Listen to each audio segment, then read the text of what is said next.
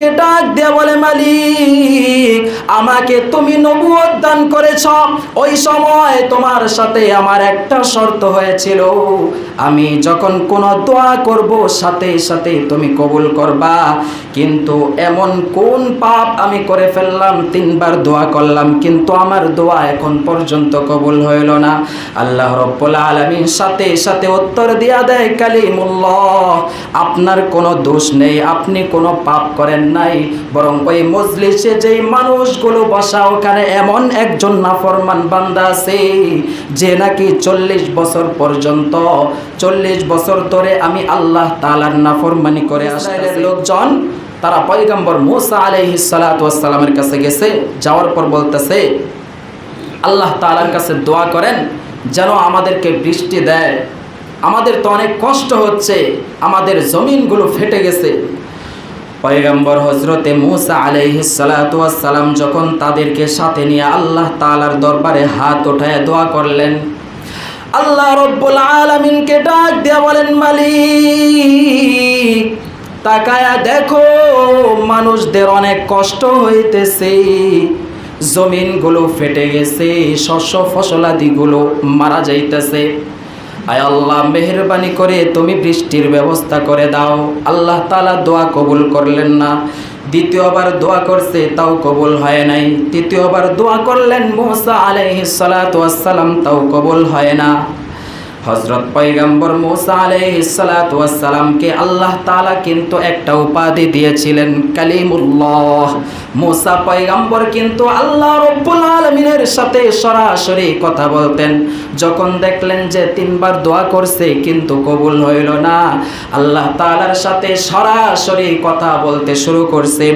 আল্লাহ রাব্বুল আলামিনকে ডাক দিয়ে বলে, মালিক আমাকে তুমি নবুয়ত দান করেছ, ওই সময় তোমার সাথে আমার একটা শর্ত হয়েছিল, আমি যখন কোন দোয়া করব সাথে সাথে তুমি কবুল করবা।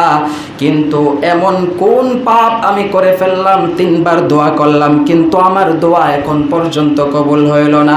আল্লাহ রাব্বুল আলামিন সাথে সাথে উত্তর দিয়া দেয়, কালিমুল্লাহ, আপনার কোনো দোষ নেই, আপনি কোনো পাপ করেন নাই, বরং ওই মজলিসে যেই মানুষগুলো বসা ওখানে এমন একজন নাফরমান বান্দা আছে যে নাকি 40 বছর পর্যন্ত 40 বছর ধরে আমি আল্লাহ তাআলার নাফরমানি করে আসতেছে।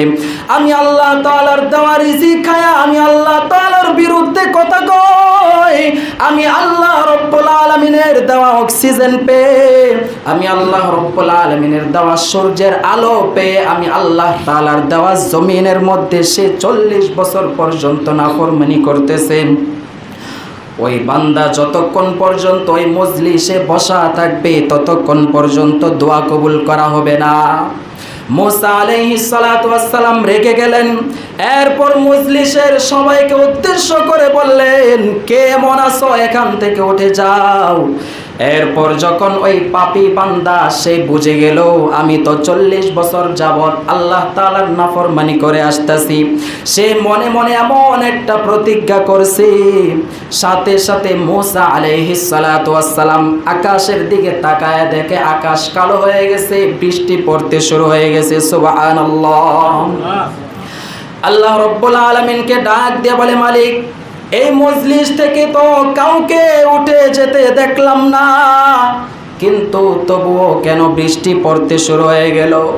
আল্লাহ রাব্বুল আলামিন বলেন, মুসা ওই মজলিসের মধ্যে যে পাপী বান্দা, আমার যে নাফরমান বান্দা আছে, সে আমাকে মনে মনে ডাক দিয়ে বলতেছে, আল্লাহ সারাটা জিন্দেগি ভর তোমার নাফরমানি করলাম, তবু তুমি আমাকে এক বেলা রিজিক বন্ধ করে দেও নাই। সারা জিন্দেগি ভর তোমার নাফরমানি করলাম, তবু তুমি আমাকে কোনোদিন আমার নিঃশ্বাসটাকে বন্ধ করলা না। আজকে 40টা বছর হয়েছে, 40 বছর যাবত তোমার কুদরতি পায়ের নিচে আমি একটা সেজদাও লাগাই নাই। আয় আল্লাহ, আজকে এমন এক মজলিসে আমি উপস্থিত হয়েছি, এই মজলিস থেকে যদি আমি উঠে যাই তাহলে তো আমি লজ্জিত হয়ে যাব, তোমার দরবারে আমি তওবা করতেছি, আমার তওবা তুমি কবুল করে নাও, আজকের পর থেকে আমি আর জিন্দেগিতে তোমার নাফরমানি করব না। সুবহানাল্লাহ। আল্লাহ রাব্বুল আলামিন পয়গম্বর মূসাকে ডাক দিয়ে বলে, মূসা ওই বান্দা গোপনে আমি আল্লাহ রাব্বুল আলামিনের কাছে ক্ষমা চাইছে, আমি আল্লাহ তাআলার কাছে দোয়া করছে, সাথে সাথে আমি আল্লাহ তাআলা তার দোয়াকে কবুল করে নিয়েছি। সুবহানাল্লাহ।